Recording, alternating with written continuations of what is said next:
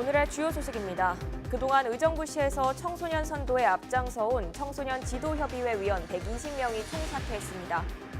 이들은 의정부시의 협의회장 임명을 문제 삼고 있습니다. 이런 가운데 의정부시는 회장 임명이 절차대로 진행된 것이라는 입장입니다. 시는 또 공석이 된 위원들의 자리는 신규로 충원하겠다는 입장을 밝혔습니다. 비둘기는 우리 주변에서 가장 쉽게 볼 수 있는 야생동물인데요. 이 비둘기가 때를 잃어서 길을 점령하거나 여기저기 배설물을 투척해 시민들의 눈살을 찌푸리게 하고 있습니다. 현장 취재했습니다. 서울시 용산구가 양주에 노인 요양시설을 건립한다는 움직임에 양주시가 반대 입장을 밝힌 가운데 경기도의회도 한 목소리를 내고 있습니다. 박태희 경기도 의원에게 자세한 내용 들어봤습니다.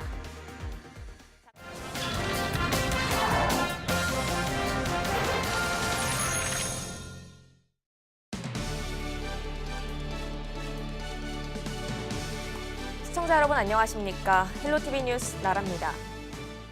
1심에서 무죄를 선고받은 이재명 경기지사에 대한 항소심 첫 재판이 오는 27일에 열립니다. 수원고등법원은 이재명 지사에 대한 항소심 첫 공판일이 오는 27일 오전 10시 30분에 열린다고 밝혔습니다. 검찰은 이재명 지사가 1심에서 공직선거법 위반 혐의 등 4가지 혐의에 대해 무죄가 선고되자 곧바로 항소했습니다. 경기도 특별사법경찰단은 유통기한이 지난 축산물을 보관하는 등 위생불량 학교 급식업체를 무더기로 적발했습니다.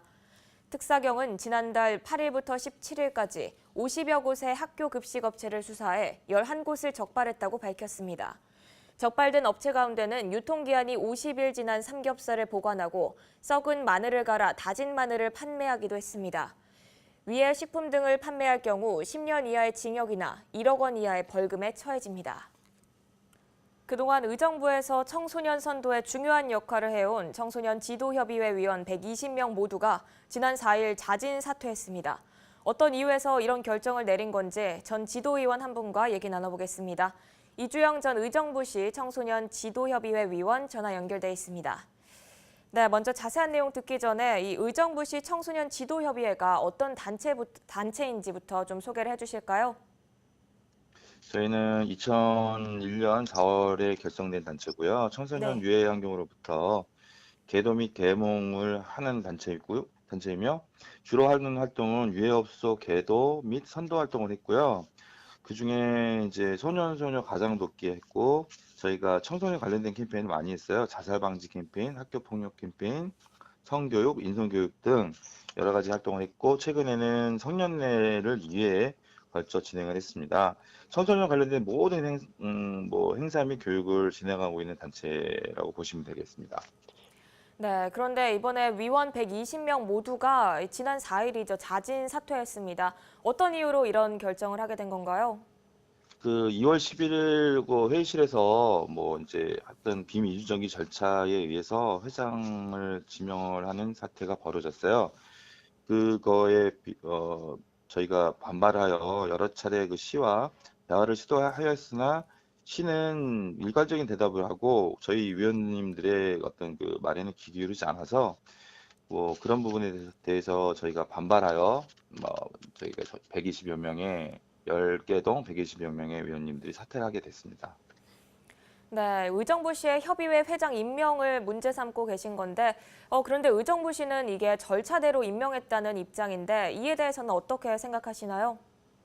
이제 네 분이 올라가셨는데요. 그중에 세 분이 다수의 오래된 경험으로 했던 회장 후보자님들이시고요. 한 분은 이제 신입 위원장이셨는데 네. 그분을 떠나서 시의 관계자는 정치적 발언을 하면서 후보자의 능력을 또 판단을 하시더라고요. 그래서 두 분이 또 여당 야당 할 것 없이 그분들이 이제 자진 사퇴하셨고요. 그중에 한 분은 이제 중립적 인사라 본인은 남아 계셨는데 지금 현 회장이라고 하시는 분이 남았고요. 그동안 경험이 있었던 회장님들이 많이 계심에도 불구하고 시는 저희가 따로 질문을 드렸더니 이번에는 여자라는 이유 하나만으로 저희가 여자분도 한번 회장을 하셔야 되겠다는 이유로 네. 어이없는 답변으로 이제 그 말씀하셔서 지명을 하셨더라고요. 그런 부분이 저희가 좀 반발하게 되었죠. 네, 그런데 위원들이 한꺼번에 사퇴를 하면서 이 청소년 보호에 공백이 생기는 게 아니냐 이런 우려가 있는데 이 부분에 대해서는 어떻게 생각하시나요? 네, 저희는 그 사퇴하기 이전서부터 계획을 잡고 있었던 부분이 있는데 네. 그 현재 저희가 계속 활동하는 각 동마다 활동하시는 것들은 계속 지속적으로 활동을 하실 거예요. 하셨고 저희가 활동하셨던 부분들은 뭐 시와 상관없이 활동을 했기 때문에 그 부분에 대해서는 우려하는 부분이 없습니다. 저희는. 네, 의정부 씨는 이 위원들이 총사퇴한 이후에도 별다른 반응을 내놓지 않고 있는데요. 이 향후 계획은 어떻게 될까요?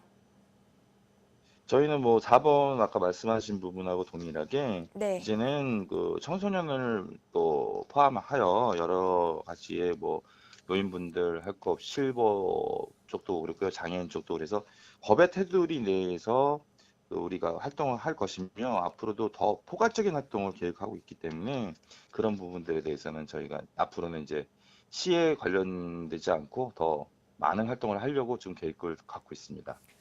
네, 앞으로의 계획까지 들어봤습니다. 오늘 말씀 고맙습니다. 네네, 감사합니다. 네, 앞서 들으신 것처럼 의정부시 청소년 지도협의회 위원들은 의정부시의 협의회 회장 임명을 문제 삼고 있는데요. 의정부시는 절차대로 임명했다는 입장입니다. 의정부시는 지난 2월 청소년 지도협의회 신임 회장 후보로 4명을 추천받아 이 중 1명을 회장으로 선출했다며 이것은 조례에 따른 정당한 절차였다고 밝혔습니다. 시는 지도협의회 위원 120명이 총 사퇴한 것과 관련해 사퇴를 막을 이유가 없다며 공석에는 새로운 사람을 위촉하겠다고 밝혔습니다. 이런 가운데 시는 일부 청소년 지도협의회 위원들이 협의회 집기를 무단 반출하고 담당 공무원을 직권남용으로 고소했다며 지난달 29일부터 협의회를 대상으로 특정감사에 들어갔습니다.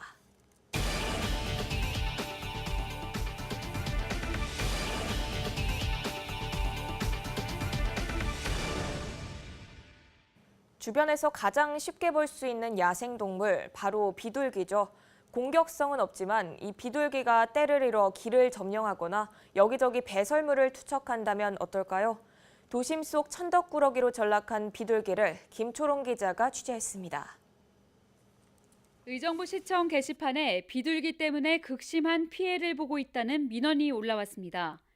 시외버스 터미널 인근 다리와 전선 위를 차지한 비둘기떼로 통행이 불편하다는 내용입니다. 민원을 듣고 시외버스 터미널 인근의 한 다리 밑으로 와봤습니다. 이 다리 밑에는 민원 내용처럼 수십 마리의 비둘기가 떼를 이루어 서식하고 있습니다. 성인 키 2배 높이의 다리 안은 사람 반, 비둘기 반입니다. 좁은 도보와 자전거 도로 위를 비둘기들이 지나다닙니다. 바닥은 온통 비둘기 배설물로 도배돼 얼룩덜룩하고 시민들을 위한 휴식 공간은 비둘기가 차지했습니다. 그야말로 비둘기 천지입니다. 인근 공원과 경전철 선로에도 비둘기들이 모여 이곳저곳 자리를 잡았습니다. 다리 일대를 점령한 비둘기떼로 시민들은 불편함을 호소합니다. 안 좋죠. 보기 안 좋다. 아니 일단 너무 지저분하고 뭔가 거기서 떨어져서 오염되지 않을까 하는. 주택가도 사정은 마찬가지입니다. 비둘기가 집 건물에 자리를 잡고 지내면서 곳곳에 배설물을 투척한다는 민원이 올라왔습니다.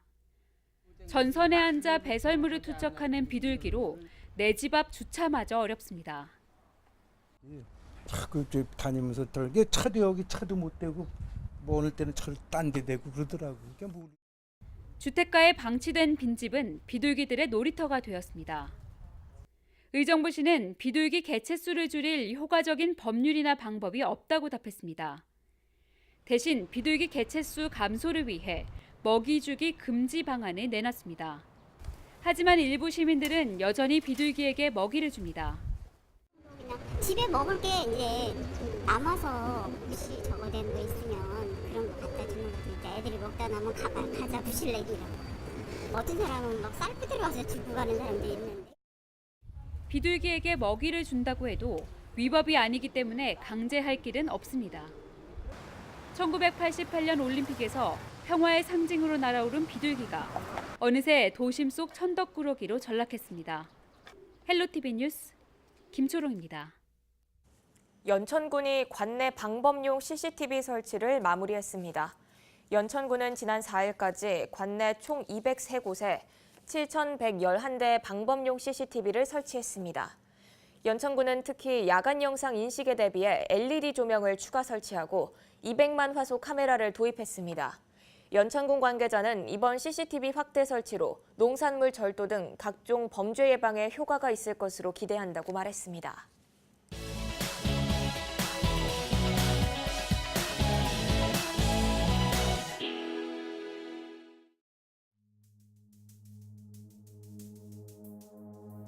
일단 그 용산구 치매 안심 마을을 이제 양주시 기산리 백석읍 기산리에다가 이제 만들겠다는 계획인데요. 일단 저는 개인적으로 안심 치매에 관련된 시설들은 꼭 필요한 시설이라고 생각하고는 있어요. 근데 다만 저희가 이제 반대하는 입장은 그 시설이 양주 시민을 위한 것이 아니라 서울시 용산 구민들을 위한 시설이기 때문에 그거에 대한 이제 불합리성을 말씀드리고 있는 거고, 그래서 또 더군다나 양주시하고 어떠한 뭐 협의도 없이 일방적으로 용산구에서 추진하는 거에 있어서 이제 반대하는 입장입니다. 저는 그 용산구에서는 뭐 용산 구민들을 위해서 추진하는 거에 있어서는 뭐 당연하다고는 보고는 있어요. 근데 다만 아까도 말씀드린 것처럼 이게 과연 양주 시민들을 위한 그 부분이 전혀 없이 용산 구민들을 위해서 일방적으로 추진하는 거에 있어서 저는 이제 거기에 대한 불합리성을 말씀드리는 거고, 그리고 저는 양주시에서도 양주 시민들을 위한 치매 안심센터는 꼭 필요한 시설이라고 보고 있는 입장이거든요. 근데 더군다나 양주 시민을 위한 그 필요한 시설도 지금 하지 못하는 상황인데, 공간도 양주에서 부족하고 그런 상황인데 용산 구민들을 위한 시설이 들어오는 거에 있어서 마을 주민들이 바라보는 입장, 그리고 저희가 바라보는 입장이 똑같다고 보고 있고요. 더군다나 지금 용산구에서 설립하고자 하는 그 지역은 저 양주시에서도 관광종합개발 계획을 갖고 있는 지역입니다.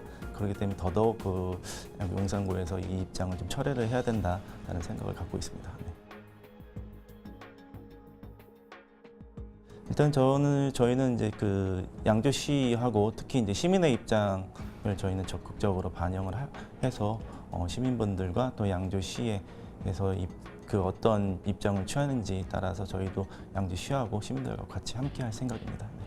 일단 도에서는 이제 뭐 이거는 뭐 기피 시설이라고 보기는 좀 어려운 부분인데요. 근데 경기도에서도 서울시에서 기피하는 시설들이 거의 경기도에서 많이 있잖아요. 그래서 경기도에서 그거에 대한 아마 조만간의 대책이나 또 도의 차원에서도 어떤 부분이 움직임이 좀 있을 거예요. 그럼 거기 함께 참여를 해서 이런 부분들 서울시에서 기피하고 있는 시설들을 경기도에서 설치하거나 경기도에서 운영되고 있는 부분들을 지금 현재 경기도의 이영주 도의원님께서도 지난번 이 내용에 대해서 말씀을 하셨었거든요. 그래서 저희도 그런 부분에서 함께 동참할 생각입니다. 네.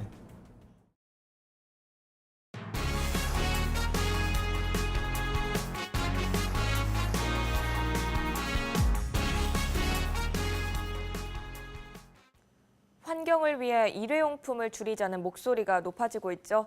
지방자치단체나 공공기관에서도 이런 문화를 정착시키기 위한 캠페인을 진행하고 있는데요.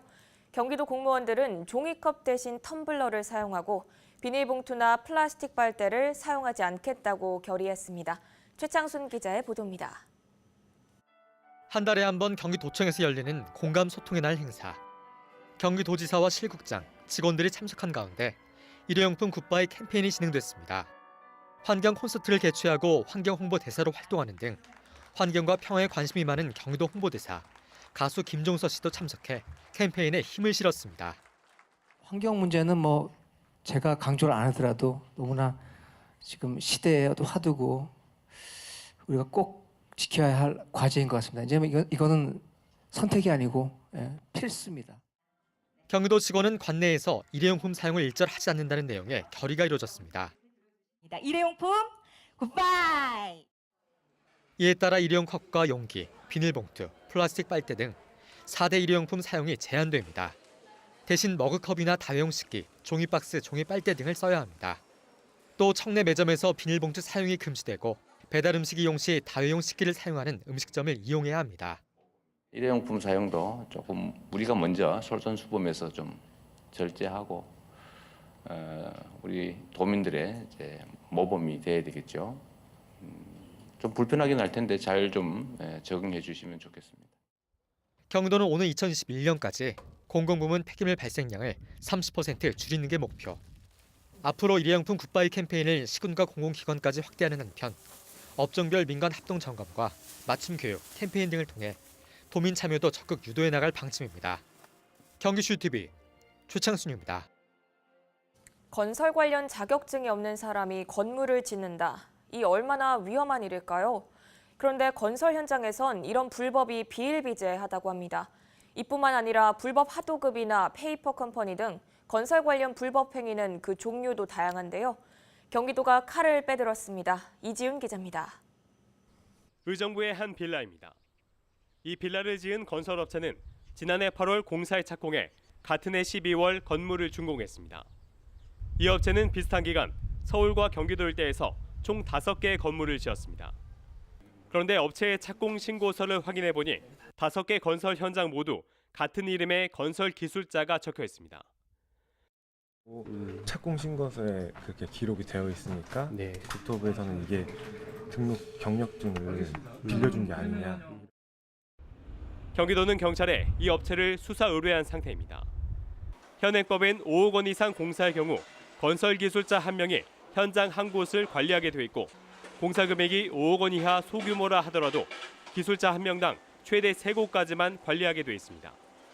하지만 자격증 대여는 건설업계에선 공공연한 영업 비밀입니다. 대형 공사용 건설 면허를 빌려주고 이득을 챙긴 전문 대여업체가 경찰에 적발됐습니다. 지난해 경기도가 6,777곳의 공사 현장을 확인한 결과 등록된 기술자는 578명, 기술자 1명이 평균 11곳의 현장을 관리했다는 것이 확인됐습니다.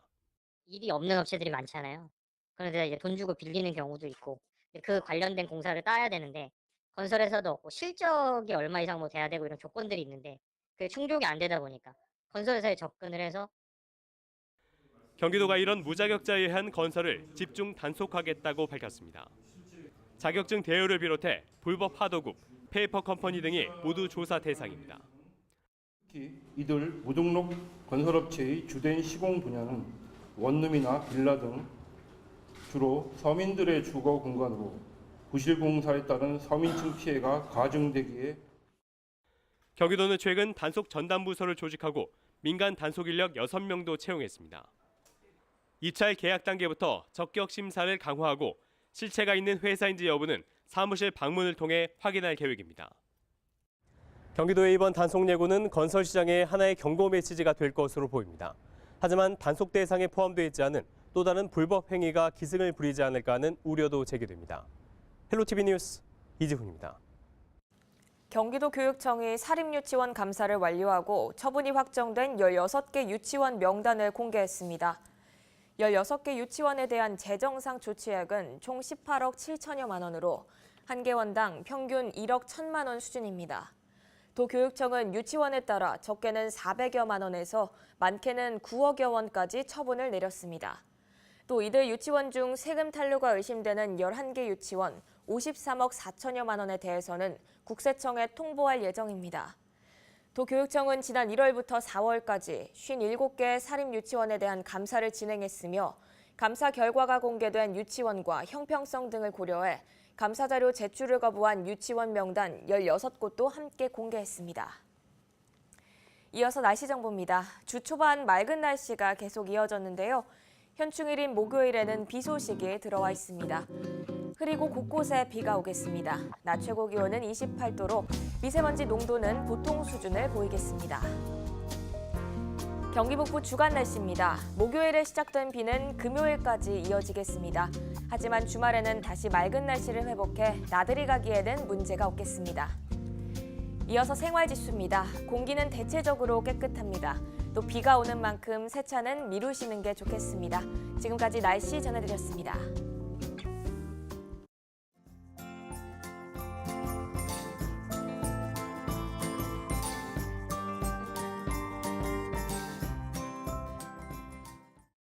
이상으로 뉴스를 마칩니다. 함께해 주신 여러분 고맙습니다.